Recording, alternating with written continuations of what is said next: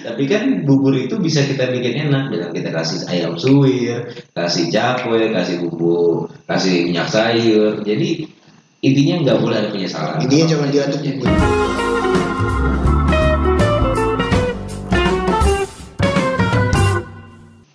Oh lu jadi sekte bubur diaduk sama bubur gak diaduk lu? Nggak diaduk kita. Waduh. Waduh. Kalau gua sekte bubur yang diaduk. Waduh. Wah, Kita battle ini. Kita kontra ini.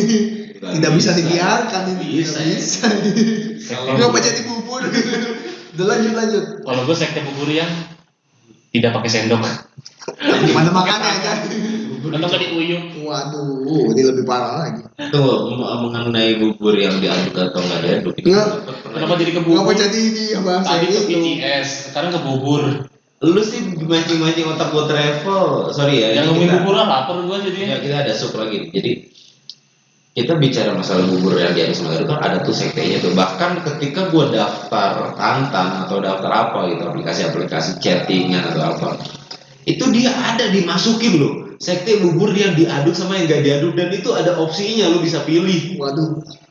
Jadi itu jadi suatu perdebatan gitu loh. Bagi yang katanya bubur yang gak diaduk, yang sebagian yang gue denger statement mereka bilang kita tuh harus menghargai si tukang bubur yang sudah mendesain bubur itu sedemikian rupa. Jadi gak boleh kita aduk-aduk gitu loh katanya. Gak boleh kita aduk-aduk, kita harus menghargai karya seni seorang tukang bubur. Itu bagi mereka yang berpihak kepada sekte bubur yang tidak diaduk. Tapi bagi saya ya sebagai pihak sebagai bubur yang diaduk, menurut saya tuh bubur ketika diaduk berarti itu semua bahan yang tercampur bubur itu tercampur rata dan itu pasti rasanya lebih enak Daripada yang sebagian. dibanding yang dipisah, yang dibanding yang belum dicampur. Itu menurut pendapat saya pribadi. Oke, saya berpihak kepada sekte bubur yang diaduk. Yeay. Gitu. Cuman meskipun buburnya diaduk, tetap ayamnya pun biasanya gue pisahin. Jadi ketika udah gue aduk semuanya berserta ayamnya, itu murni buburnya doang yang gue makanin duluan. Kayak ayam, capek dan lainnya itu biasa belakangan. Kacangnya belakangan. Enggak, kacang biasa duluan. Oh, kacang Jadi gue dulu. bubur sama kacangnya dulu duluan. Jadi ayam sama cabenya itu biasanya itu misah duluan. Ketika diaduk itu gue nggak tahu kenapa gue bisa aja makan itu terpisah gitu antara ayam dan bubur itu. Jadi gue bisa menikmati ayamnya terakhir. Jadi lu makan ayamnya dulu, buburnya terakhir. Nah, itu kebalik kalau Kebalik. gue Buburnya duluan. ayamnya. Kenapa ya? Itu ada filosofinya. Kenapa gue makan seperti itu? Waduh, Ini pembahasannya berat nih. berat. Kenapa? Filosofi dari kita kan makan dari yang keras dulu nih, kacang. Jadi kan bilang kacangnya duluan baru bubur. Kita tahu nih, kacang itu kan keras. Jadi ketika kita baru mulai usaha, kita harus tahan banting dulu sampai keras. Kedua kita nikmatin tuh lembeknya. Dan kenapa ayam itu di terakhir? Terakhir itu adalah hasil dari proses Yang paling enak. yang paling enak. Jadi kita sudah melewati fase sulit, kita makan kacang, apalagi yang giginya bolong, giginya goyang, itu pasti sakit dong. Kacangnya nyempil di bolongan. Nyempil itu pasti perih sakit. Jika makan bubur itu kita enak nih, kita ngerasa prosesnya lancar, enak. Dan ketika kita makan ayam, kita baru memetik hasil dari proses yang telah kita jalani. Itu filosofinya ada, bos. Mau Itu kerupuknya gimana, Bang? Kerupuknya di mana? kerupuk itu udah termasuk. Oh, udah Kerupuk itu masuk. udah Yang termasuk keras-keras. hal yang nikmatnya. Oh, yang ini. Karena apa kerupuk ketika masuk ke bubur pagi udah diaduk itu pasti lembek gitu loh. Jadi maksudnya Jadi kayak seblak. jadi kalau kita naruh kerupuk itu di akhir dan kita udah kita aduk itu biasanya kerupuk itu kata suatu hal yang sulit pun akan menjadi mudah Udah. jika sudah dilalui oleh proses. Bang, kuliahnya apa sih, Bang? Ekonomi. Jadi makanya menurut gue tuh makan bubur diaduk itu dengan cara pola makan gue itu ada filosofinya dalam kehidupan. Itu bagi statement pribadi gue. Wah. Jika kalian setuju boleh di like and subscribe ya. Like and subscribe. Ya ini Jika- udah podcast ini tentunya. Jika kalian setuju boleh lah. Itu statement gue itu pendapat gue pribadi. Nah itu kenapa gue berada di sekte bubur diaduk. Aduh. Nah bagaimana dengan sekte bubur yang tidak diaduk? Kita lemparkan pertanyaan ini kepada Mister. Ya kalau gue mungkin lebih subjektif ya. Kalau gue tuh lebih nggak suka dengan bentuk bubur yang sudah diaduk karena kelihatannya berantakan gitu. Tidak rapi, tidak estetik. Oh. Ya sama kayak tadi. Jadi udah tercampur kemana-mana, kacangnya gimana, ayamnya di mana, kerupuknya jadi lembek. Kalau untuk tidak diaduk kan jadi enak. Kacangnya masih keras, kita bisa rasakan kerenyahannya. Oh Atau pengen yang lembut, kalau pengen kerupuknya pengen lembut, ya tinggal tungguin aja dulu di situ terlembut sendiri. Bukan lembut, itu alot. Iya, Ada nggak filosofinya dari kelakuan Anda memakan bubur?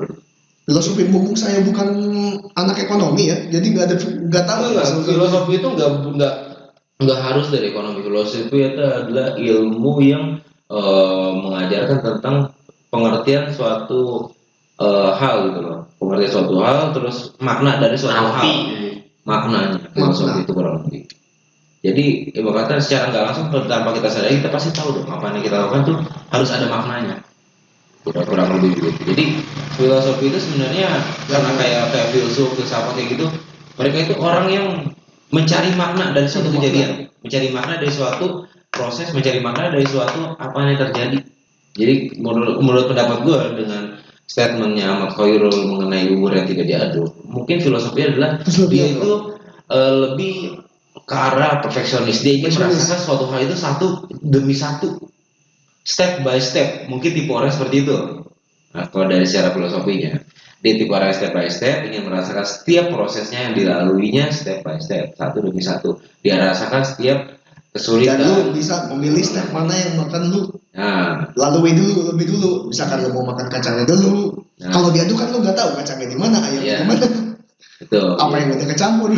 Jadi emang masing-masing itu punya namanya statement pribadi, pendapat pribadi. Cuman hasil analisa gue, hasil rangkuman gue itu filosofinya di situ. Dia tuh tipe orang yang pengen tuh main aman. Dia tahu nih apa yang harus diambil gue, resikonya apa. Ketika dia mengambil kacang duluan, dia tahu resikonya nih kalau gigi gue ada yang sakit kejutan. Nah, ketika dia ngambil, Berarti gue bisa antisipasi. udah antisipasi. Ketika dia kerupuk ini belum diaduk dan belum lembek, dia bisa ngerasain kerenyahan ketika renyah gimana, ketika lembek gimana. Jadi dia tahu segala macam situasi yang terjadi. Jika dia ngambil A, bakal jadi B. Sudah jawab gimana? Ambil B akan jadi gimana? Jadi dia akan tahu kata sebab akibatnya. Dia tipe orang yang sangat main aman. Wah, Bisa dibilang itu Iyalah. filosofinya kurang lebih. main pakai pengaman. Main Oh, pakai bukan. pengaman.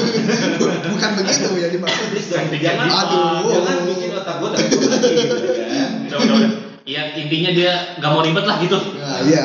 Sebenarnya bukan gak mau ribet, intinya justru malah dia ribet. Justru malah gue yang gitu. Iya, intinya malah dia ribet. Karena dia benar-benar satu persatu dia cari tahu satu persatu dia dalamin. Banget aja hidup lu. Nah gitu, makanya Tapi enggak juga sih. Enggak juga sih. kalau misalnya pembahasan kita dibikin berat, masalah bubur dia diaduk dan tidak diaduk itu pembahasan yang berat. Ini mungkin cuman bisa orang yang punya gelar S1, S2, S3, S-Seller, S-Mangga, S12. Es mambo. itu kurang lebih begitu. Jadi sebenarnya ketika kita punya perbedaan prinsip, perbedaan pendapat, kurang lebih kayak tadi lah, masing-masing punya cara pandang. Jadi kita harus menghargai cara pandang masing-masing. kurang lebih begitu. Kalau menurut dia itu enak ya udah. Ya. Gak apa-apa, gak masalah. Selama yang dilakukan orang itu tidak merugikan orang kita. lain gitu loh. Jadi balik lagi kita nggak boleh namanya ngurusin pendapat orang lain. Nggak, misalnya kita ada perbedaan pendapat, hargailah masing-masing pendapat orang. Itu akan membuat kehidupan Anda lebih bahagia. Jangan cuma masalah bubur aja ngomong. Jangan gara-gara masalah sekte bubur diaduk sama nggak diaduk aja lu ribut gitu loh. Makan tinggal makan aja lu yang makan. makan. Untung ada tukang bubur yang bikin bubur. Tukang bubur juga kagak ininya, kagak bermasalahin mau diaduk kagak, yang penting lu makan bayar udah. Ini kan pendapat gue sama Ahmad Khairul ini kan seperti ini nih. Bagaimana nih Ali sebagai selaku penengah yang katanya makan buburnya pakai tangan gitu loh.